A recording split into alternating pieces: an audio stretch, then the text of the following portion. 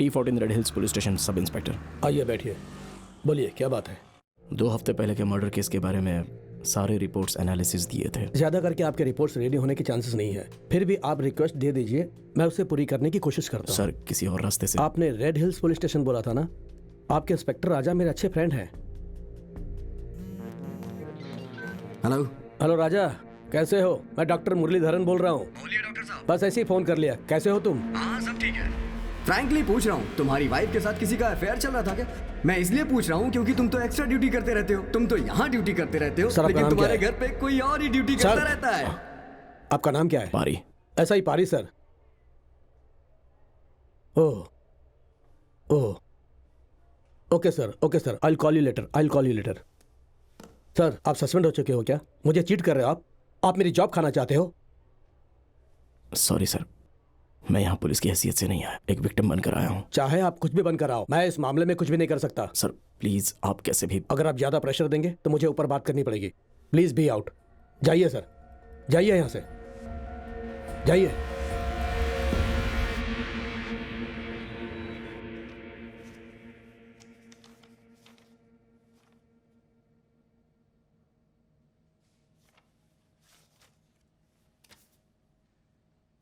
Case handle करने का तुम्हारा यही तरीका है? सर वो क्या है कि मुंह बंद रखो।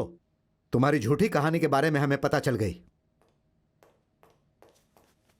सर एसआई पारी वेंकट आपसे मिलने के लिए आए हैं। अंदर भेज दो। तुम्हारा मेडिकल लीव मैंने अप्रूव कर दिया है, अब जाओ। Okay sir.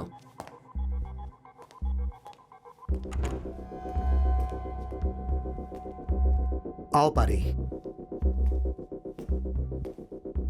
Yes sir. तुम्हारे सस्पेंशन को मैंने रिवर्ट किया है, कल से तुम ड्यूटी ज्वाइन कर सकते हो। जी नहीं सर, बिल्कुल नहीं। नहीं मतलब? मुझे नौकरी नहीं चाहिए। नौकरी नहीं चाहिए? क्या मतलब है? आप जब चाहे बोल देते कि जाओ और जब चाहे बोलते हैं आ जाओ। आपके हिसाब से सर हिलाना पड़ता है। मुझे इस तरह की नौकरी नहीं चाहिए सर। देखो पारी, तुमने एक इंस्पेक्टर को मारा तो मैंने तुम्हें सस्पेंड किया। तुमने तो उसका हाथ तोड़ दिया, रिमांड करना चाहिए था। फिर भी मैंने तुम्हें क्यों बुलाया पता है? तहकीकात में तुम्हारी अच्छी रिपोर्ट आई है, और वैसे भी तुम्हारी ईमानदारी के बारे में पर्सनली मैं अच्छी तरह से जानता हूं। ईमानदारी रखकर क्या कर सकते हैं सर? यहां पर कुछ भी नहीं हो सकता। आपने जो कुछ भी कहा वही करने की वजह से मेरी मधु को गलत साबित करके मीडिया के सामने प्रेजेंट कर दिया। वो मेरी आंखों के सामने सीना तान कर खड़ा है। थोड़ी देर पहले पोस्टमार्टम की रिपोर्ट लेने गया था मैं, तो वहां के सीएमओ ने मुझे बेइज्जत करके भेज दिया। उसका भी मैं कुछ नहीं कर पाया। आज के बाद मैं इस ईमानदारी के साथ चलने को तैयार नहीं हूं। यह वर्दी मैंने बहुत उम्मीद से पहनी थी, पर अब मुझे इससे नफरत है। मैं मधु को खुद ही न्याय दिलाऊंगा सर। जल्दबाजी मत करो, मैंने तुम्हें बेवजह नहीं बुलाया है। शांति से मेरी बात सर, सुनो। आपने जिस भी वजह से मुझे बुलाया फर्क नहीं पड़ता, लेकिन मेरा फैसला यही रहेगा। हे, मेरी बात तो सुनो भाई। बोल रहे हो ईमानदारी से नहीं चलोगे।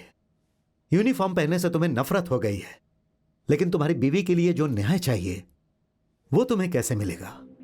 पारी, अगर तुम खुद से कुछ भी करोगे तो एक दिन तुम्हें यहां अपराधी बनकर आना पड़ेगा।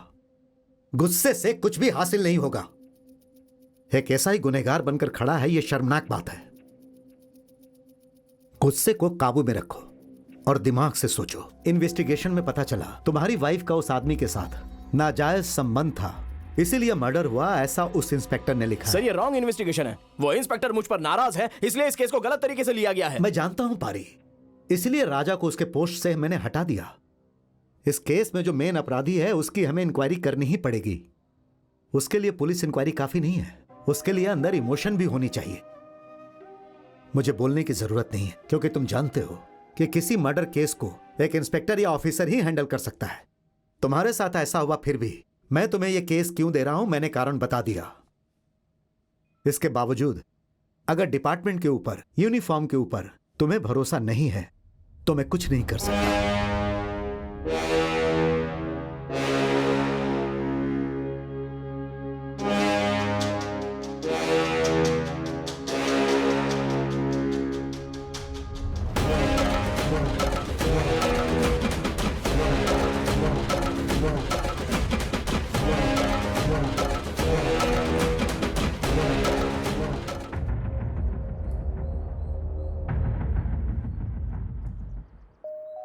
अनिकेत, सर एक मर्डर केस के लिए क्या क्या रीजंस होते हैं?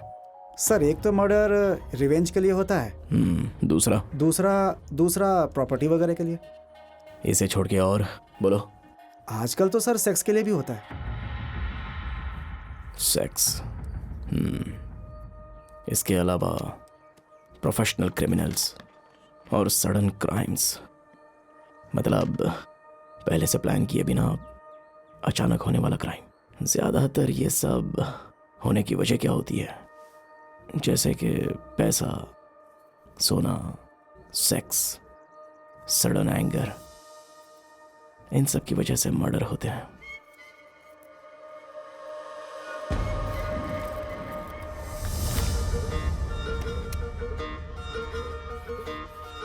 Revenge, murder, forget, sudden crimes, इनमें से कोई एक वजह है।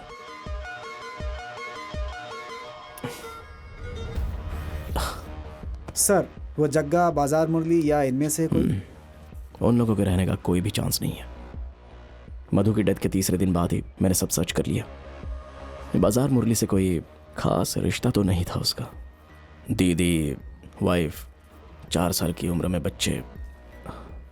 उसके मरने के बाद उसका पूरा गैंग ही टूट गया। जग्गा को जब से हमने लॉकअप में लिया वो अंदर ही है। उसे जब रिमांड में लिया तो उसे दिन इतना बड़ा प्लान करके बदला ले लेना ये तो वो नहीं करेगा, क्योंकि वो मुंबई का अंडरवर्ल्ड डॉन तो है नहीं, बस एक लोकल गुंडा है।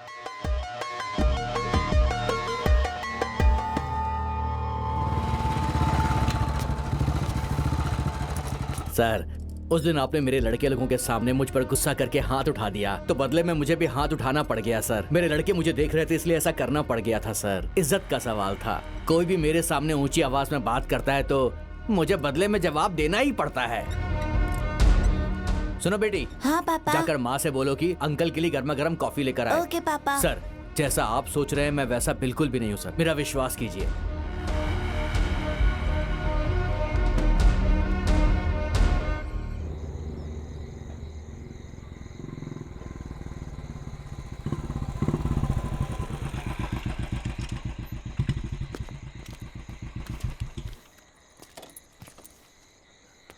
अब आगे क्या सर?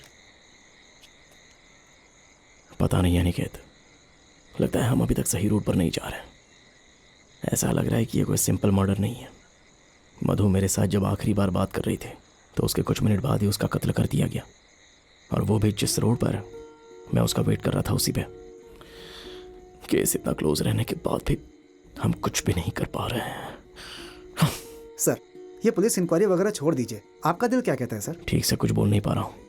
पहले मधु जिस ऑटो से आई उसका पता लगाना है, फिर जहाँ पर उसकी बॉडी मिली है और जहाँ पर ये मर्डर हुआ वो जगह एक ही है क्या? पास की बॉडी किसकी थी ये भी नहीं पता। उस बॉडी का कोई रिश्तेदार है क्या ये भी हम लोग जान नहीं पाए हैं अब तक। ये सब जब पता चलेगा तभी हम लोग सही रास्ते पर जा पाएंगे। सर इतना सब कुछ मिलाकर बहुत कन्फ्यूजन हो रहा है, एक एक करके चलते हैं सर। अच्छा सर, उस दिन जब मधु मैडम आई नॉर्मल ऑटो था या फिर शेयर ऑटो? उस दिन वो ऑटो में आ रही है ऐसा बोला था, लेकिन किस ऑटो में आ रही है ये उसने नहीं बोला। सर अगर ये पता चल जाए कि मधु मैडम नॉर्मल ऑटो से आई थी या शेयर ऑटो से तो इंक्वायरी करना बहुत आसान हो जाएगा सर हमारे लिए। देखते हैं अनिकेत। अच्छा पीएम रिपोर्ट का क्या हुआ? वो फॉलो कर रहा हूँ सर मैं, आज आ जाएगी। चलो ठीक है, सुबह मिलते हैं। चलता हूँ सर। माँ ने कहा कि संडे को तुम दोनों आकर भाग्या को अपने साथ ले जाना। भाग्या भी नाना नानी के साथ रहने की जिद कर रही थी। पापा यही बात कहने के लिए मैं तुम्हें 2 घंटे से फोन कर रही हूँ। पापा तुमने फोन ही नहीं उठाया। मुझे माँ को देखना है प्लीज। तुम्हें यहाँ पापा। पहुँचने में बहुत टाइम लग जाएगा। मैं ऑटो पकड़कर बस स्टॉप पर पहुँचती हूँ, तुम भी वहीं आ जाओ और मुझे वहीं से पिकअप कर लेना। जिसने मारा उसका पता लगाओ पापा।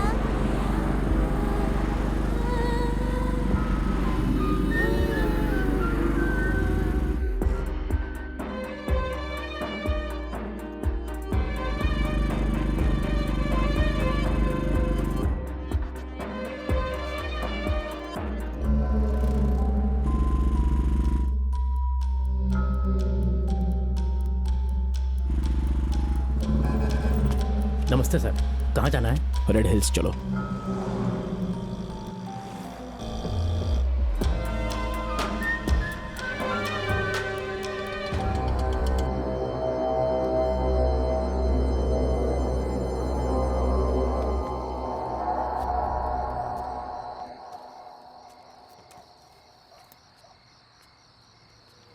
मुझसे जल्दी यहाँ पर कौन आ सकता है? ऑटो की स्पीड में चलाया? हमेशा नॉर्मल स्पीड की तरह। शेयर ऑटो होता तो आराम से आते सर, ये नॉर्मल ऑटो है ना।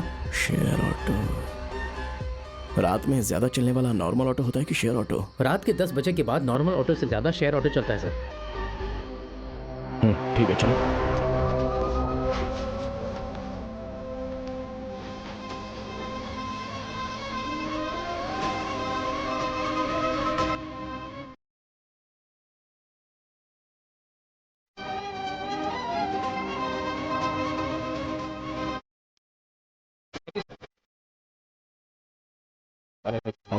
कहाँ जाना है सर? चलो मैं बताता हूँ।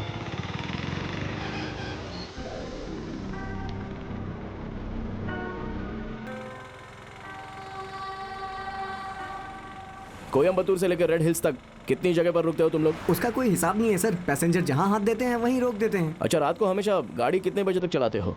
मैक्सिमम 2 बजे तक चलाते हैं सर।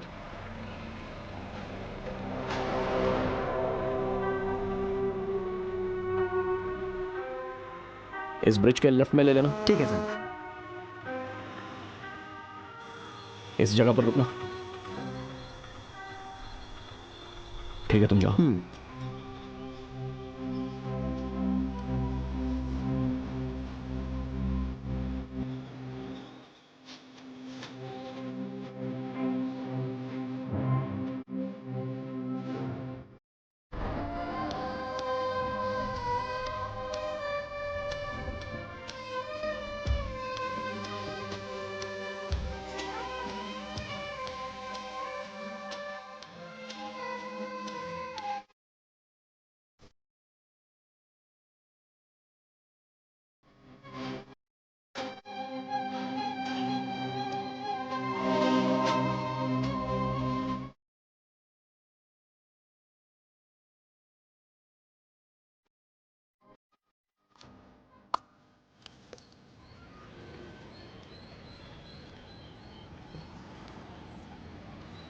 लीजिए सर। मधु के केस में हम जिस गुनहगार को ढूंढ रहे थे वो कोई एक नहीं है।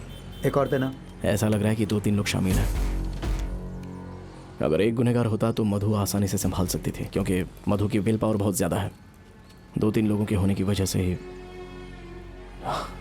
ठीक है, तुम जाकर घटना जिस जगह पर हुई थी, रेड हिल सिग्नल और रूडल सिग्नल का सीसीटीवी फुटेज लेकर आना। क्यों सर? कल पूछा था ना तुमने, मधु नॉर्मल ऑटो में आई थी कि शेयर ऑटो में? हाँ सर। ये कंफर्म हो गया कि शेयर ऑटो ही थी। जी। मधु जिस ऑटो से आई थी वो सीसीटीवी फुटेज में ज़रूर रहेगा। अगर उस ऑटो का पता लगाएंगे तो ये केस अगले स्टेज में पहुंच जाएगा। ठीक है सर।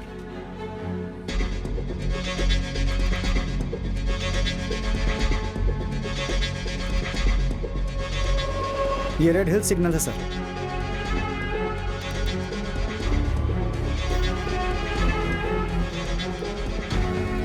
यहीं से वो रूट डाइवर्ट होता है सर।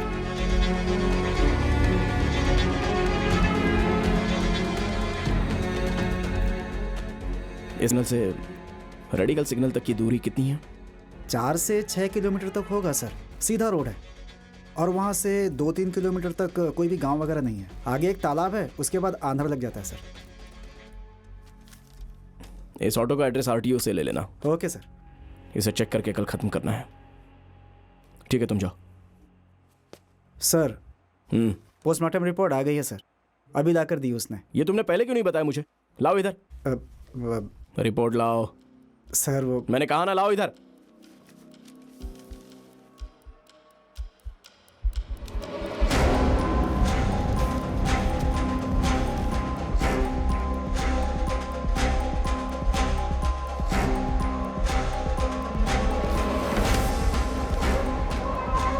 सर उन लोगों ने बहुत बेरहमी से पूरे शरीर को नोचा है सर। उन्हें जिंदा नहीं छोड़ना है, उन्हें इससे भी बुरी मौत देंगे sir.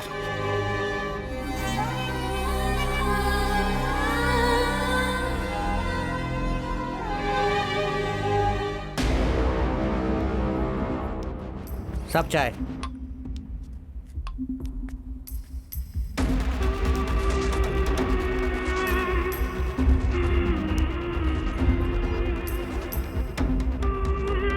Welcome control room. Red hill station से सब इंस्पेक्टर पारी वेंकट। बोलिए सर। इस एरिया में जो डबल मर्डर केस का रिपोर्ट हुआ था ना, जी हाँ सर। वहाँ की इन्फॉर्मेशन देने वाला कौन है? सर जब मर्डर हुआ डेट बता सकते हैं आप? 22 जनवरी। मैं चेक करके आपको बताता हूँ सर। Thank you.